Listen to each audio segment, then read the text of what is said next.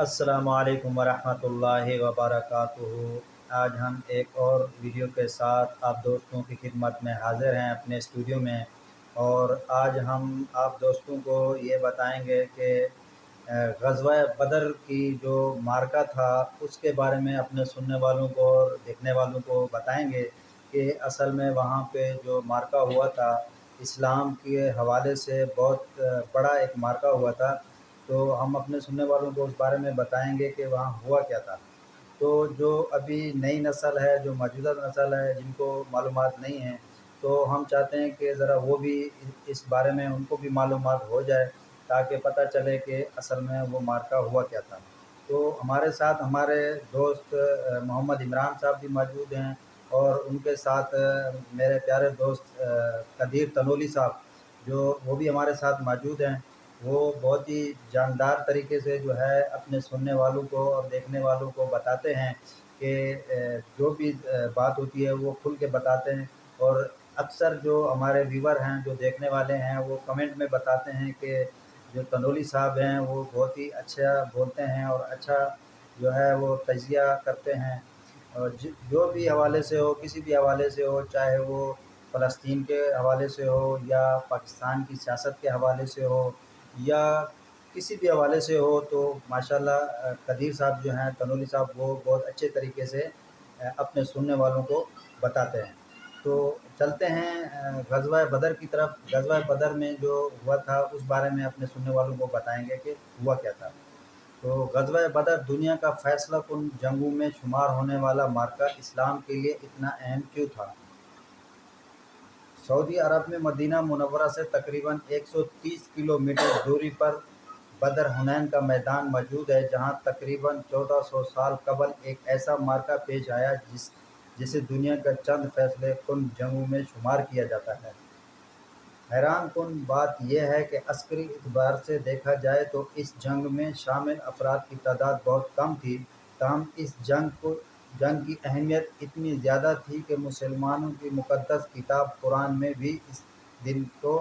یوم الفرقان یعنی فیصلے کے دن کے نام سے یاد کیا گیا ہے۔ یہ جنگ مسلمانوں کی نویدہ ریاست میں مدینہ کے لیے سیاسی، عسکری اور معاشی اعتبار سے اتنی اہم تھی، مگر اس سے قبل یہ جانتے ہیں کہ یہ بدر کے میدان کیوں اہم تھا اور اس کا نام کیسے پڑا؟ بدر کا میدان، جنگ بدر۔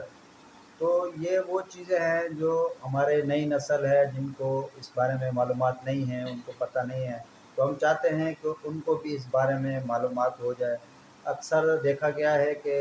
یوٹیوب کے اوپر، فیس بک کے اوپر، اس چیز کے اوپر جو نوجوان ہیں وہ اکثر موبائل میں اٹھاتے ہیں اور بہت ساری چیزیں دیکھتے ہیں۔ تو ہم چاہتے ہیں کہ جو نوجوان ہے، نئی نسل ہے، وہ اس بارے میں بھی ان کو پتہ ہو کہ ہمارا اسلام جو ہے وہ کیا بتاتا ہے، ان کی تاریخ کیا ہے، تو وہ ذرا سنیں اس بارے میں، تاکہ ان کے معلومات میں اضافہ ہو۔ تو بدر مدینہ منورہ سے تقریباً 80 میل کے فاصلے پر ایک بزوی شکل کا 4.5 میل چوڑا وسیع میدان ہے جو پہاڑوں سے گھرا ہوا ہے۔ اس میدان کی ایک تاریخی اور معاشی حیثیت پہلے سے ہی موجود تھی، اور یہ وہ یمن سے شام تک کی تجارتی شاہراہ اسی میدان سے ہو کر گزرتی تھی، جس پر قافلے سفر کیا کرتے تھے، جبکہ مکہ اور مدینہ جانے کے راستے بھی اسی مقام سے ملتے تھے۔ بحیرہ احمر کے ساحل یہاں سے تقریباً 10 میل کے فاصلے پر واقع ہیں۔ اس جگہ کا نام بدر رکھنے کی کئی وجوہات بتائی جاتی ہیں۔ پہلی وجہ یہ کہ یہاں بدر بن یخل نامی ایک شخص نے ایک کنواں کھدوایا تھا جس کا پانی بے حد شفاف تھا۔ روایت ہے کہ اس کنویں میں چاند کا عکس بھی نظر آتا تھا، اور چونکہ چاند کو بدر بھی کہتے ہیں، اس لیے دونوں نسبتوں سے اس مقام کا نام بدر پڑ گیا۔ دائرہ معارف اسلامیہ کے مطابق اسلام سے قبل کے زمانہ جاہلیت میں اس مقام پر ہر سال یکم ذی القعدہ سے 8 ذی القعدہ تک ہر سال ایک بڑا میلہ لگتا تھا۔ وہ یہ عوامل تھے جو بدر کی جنگ کی وجہ بنے۔ ہجرت مدینہ سے قبل ہی مکہ کے سردار مسلمانوں کے مخالف تھے، تاہم مکہ اور مدینہ کے درمیان جنگ کی فضا بننے میں ایک سے زیادہ عوامل شامل تھے۔ رجب 2 ہجری میں مکہ کے ایک سردار عمر بن الخارمی نے مسلمانوں کے ہاتھوں قتل ہوا تو پیغمبر اسلام نے مقامی روایت کے مطابق اسے اتفاقی قتل کہا۔ اسے قتل خون بہا ادا کر دیا، لیکن مکہ میں مقیم سرداران قریش اس قتل پر مشتعل ہو گئے۔ ابن خلدون نے لکھا کہ یہ عمر بن الخرامی کا قتل تھا، جو کہ جنگ بدر کے تحمیل بنا۔ ایک واقعہ شعبان 2 ہجری میں پیش آیا جب قریش کا مال و دولت سے لدا ایک قافلہ شام سے مکہ آ رہا تھا۔ جب یہ افواہ پھیل گئی کہ مسلمان اس قافلے پر حملہ کرنا چاہتے ہیں، اس قافلے کے سردار ابو سفیان تھے،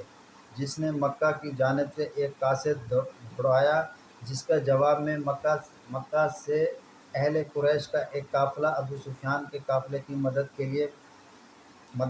کے لیے مدینہ جانب روانہ ہوا۔ تو اسلامی حوالے سے جو ہے یہ بہت لمبی بات ہے اور بہت لمبی تاریخ ہے، جو ہم چاہتے ہیں کہ اپنے سننے والوں کو جو ہے پوری بتائیں، اور ان کے ساتھ ساتھ ہم یہ بھی چاہتے ہیں کہ جو ہمارے ساتھ مہمان ہیں ان سے بھی ذرا پوچھیں کہ اس حوالے سے یہ کیا کہتے ہیں اور کیا بتاتے ہیں۔ سب سے پہلے ہم اپنا عمران صاحب کے پاس چلتے ہیں۔ تو السلام علیکم عمران صاحب۔ وعلیکم السلام ورحمۃ اللہ وبرکاتہ۔ جی، تو عمران صاحب ذرا اپنے سننے والوں کو اس بارے میں بتائیں کہ یہ جو جنگ بدر ہے، اس حوالے سے جو ہم نے بتایا اپنے سامعین کو، ناظرین کو، تو آپ بھی ذرا بتائیں کہ اصل میں اس کا فائدہ کیا ہوا اسلام کو، اور اس ٹائم کے جو معلومات ہے جو ابھی بتائی گئی ہے، تو بتائیں سننے والوں کو۔ بالکل سیفلا صاحب، جو آج آپ نے جنگ بدر کا جو حوالہ دیا اور اپنے سامعین کو بتایا ہے، تو اس جنگ بدر کے اندر جو ہے 313 صحابہ جو ہے شامل ہوئے تھے اس جنگ میں، اور اتنی کم تعداد میں تھے کہ کفار یہ سمجھ بیٹھا تھا کہ اس جنگ بدر کا معرکہ جو ہے ہم لوگ جیت جائیں گے، لیکن اللہ تعالیٰ کی ان کے ساتھ مدد ہوئی، اور یہ معرکہ جو ہے خود اس جنگ کے اندر آپ صلی اللہ علیہ وسلم بھی شریک تھے، تو اس جنگ کی ان کی موجودگی میں، آپ صلی اللہ علیہ وسلم کی موجودگی میں بھی یہ جنگ تھی، اور اس جنگ کو صحابہ اکرام نے جیتا۔ تو اس کے ساتھ ساتھ جس طرح آپ نے یہ بتایا ہے کہ جنگ بدر کے اندر اتنی کم تعداد، جیسے کہ آپ آج کے اس حالات میں دیکھیں کہ فلسطین کے اندر جو حالات چل رہے ہیں اس وقت، آج سے 1400 سال پہلے یہ جنگیں جو لڑی گئی ہیں، اور یہ جنگیں یعنی کہ اسلامی ممالکوں کے لیے اور مسلمانوں کے لیے ایک یادگار ہیں کہ آپ کے پاس اگر ساز و سامان نہیں ہے تو اس کی کوئی ضرورت نہیں ہے، لیکن آپ کے پاس جو ایمان ہے وہ مضبوط ہونا چاہیے۔ اگر آپ کے پاس ایمان مضبوط ہے تو سمجھے سب سے بڑا اسلحہ جو ہے وہ آپ کا ایمان ہے، اور آپ جنگیں جیتیں گے۔ آج کے اس دور میں اسرائیل اور فلسطین کی جو آپس میں جنگ لگی ہوئی ہے، مجھے بتائیں اسرائیل جو ہے اس وقت جس طرح جنگ بدر کے اندر کہا جاتا ہے، علماء سے ہم سنتے ہیں کہ دشمنان اسلام جو تھے ان کے پاس ہر چیز یعنی کہ ساز و سامان جو تھا وہ صحابہ اکرام سے زیادہ تھا، یعنی کہ لڑائی کا جو سامان تھا، تیر کمان جو تھے وہ ان سے زیادہ تھے، لیکن ان کے پاس اللہ تعالیٰ کا قرآن تھا، اللہ تبارک و تعالیٰ کا بھیجا ہوا پیغمبر آپ صلی اللہ علیہ وسلم موجود تھے، اور وہ پڑھ پڑھ کر آیاتیں سنا رہے تھے کہ اس جنگ کے اندر جو اسلامی جنگیں لڑی جاتی ہیں اس کے اندر کتنے فوائد ہوتے ہیں۔ سب سے بڑے فوائد تو ان کو یہ ملے کہ اتنی کم تعداد کے اندر اللہ تعالیٰ نے ان کو فتح نصیب کی۔ تو آج میں یہ دیکھ رہا ہوں کہ فلسطین اور اسرائیل کے اندر جو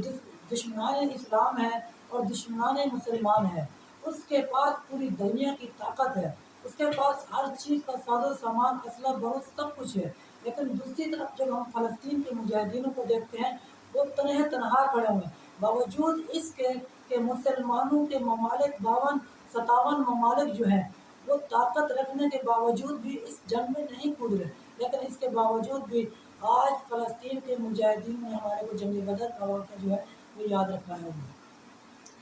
جی بہت شکریہ عمران صاحب، آپ نے بالکل اچھا بتایا، جیسا کہ فلسطین کے اوپر بھی آپ نے کہا کہ اس وقت فلسطین میں بھی جو ہے وہ ایسے ہی حالات ہیں۔ تو ابھی چلتے ہیں ہم اپنے پیارے دوست محمد قدیر تنولی صاحب، ان سے بھی معلومات لیتے ہیں، ان کا تجزیہ اور اس بارے میں کیا معلومات ہے۔ السلام علیکم قدیر بھائی۔ وعلیکم السلام علیکم ورحمۃ اللہ وبرکاتہ۔ جی قدیر بھائی، ذرا اپنے سننے والوں کو اور ناظرین کو بتائیں کہ اس بارے میں جو ہے کیا اسلام کی تاریخ بتاتی ہے اور کیا کرنا چاہیے موجودہ صورتحال میں۔ جیسا کہ آپ نے کچھ تحریر پڑھ کے سنائی ہے، ناظرین نے یہ سنیں گے، تو بات یہ ہے کہ ابھی میں لمبی بات تو نہیں کروں گا، لیکن ابھی تھوڑی سی میں فلسطین کے اوپر بات کروں گا کہ فلسطین میں جو اس وقت جنگ کا ماحول بنا ہوا ہے، ٹھیک ہے، اسرائیل اور فلسطین کا، تو انشاءاللہ ایک دن ہوگا کہ فلسطین جو ہے نا وہ بھی فاتح ہوگا، ٹھیک ہے، انشاءاللہ۔ کیونکہ 313 صحابی جو تھے انہوں نے اپنے ذرا کفار کی تعداد کو جو ہے نا وہ نصف نبود کیا، ٹھیک ہے، ان کو رسوا کیا، تو اسی طرح انشاءاللہ جو ہے نا آج 18 رمضان ہے، کل 17 رمضان تھا، تو اسی نوعیت پہ اس دن کے حساب سے نا میں تو یہی کہوں گا کہ انشاءاللہ جو ہے نا ان قریب جو ہے نا